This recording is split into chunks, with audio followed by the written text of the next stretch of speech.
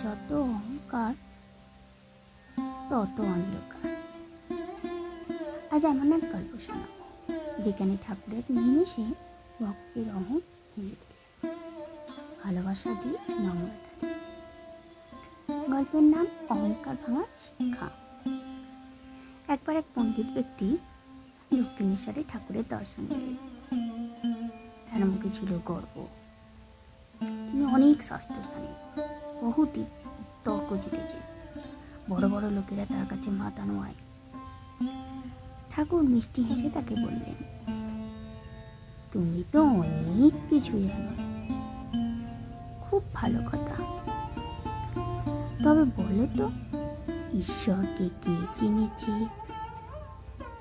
পণ্ডিত কিছুটা থমকে গেলেন। ঠাকুর আবার বললেন,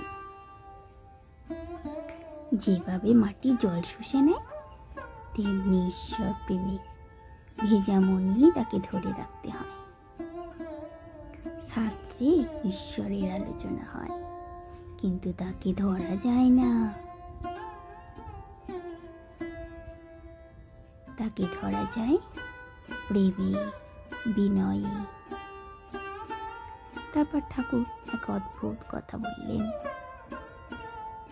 জানো, জ্ঞানী লোকেদের মাঝে মাঝে হাস হয়, যারা শুধু শাস্ত্র খোঁজে অথচ হৃদয় খোঁজে না।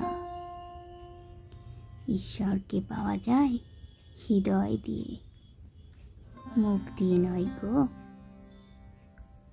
পণ্ডিত তখন চোখে জল নিয়ে বললেন, ঠাকুর, আমি তো জানি, কিন্তু আজ বুঝলাম জানাটাই সব নয়।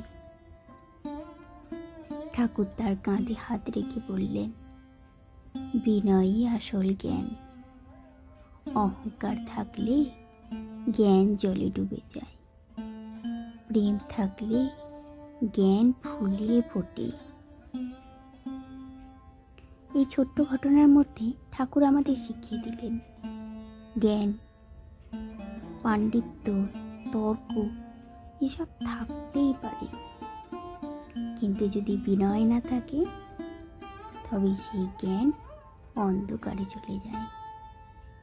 যে মাথা নত করে, সেই হৃদয়ে ঈশ্বর প্রবেশ করেন, আর যে নিজেকে বড় ভাবে, তার হৃদয়ে ঈশ্বর দূরে সরে যান। যেন শেখো, বোঝো, কিন্তু নম্র থেকো। ঈশ্বরের কাছে পৌঁছাতে হলে আগে নিজের অহং ত্যাগ করতে হয় গো। এমনই ঠাকুরের আর এক সত্যি কথা শুনলেন আজ। ভালো লাগলে ঠাকুরের আরও কথা শুনতে আমাদের চ্যানেলটি সাবস্ক্রাইব করুন। ভগবানের নামেই শুরু, তার নামেই শেষ। জয় ঠাকুর।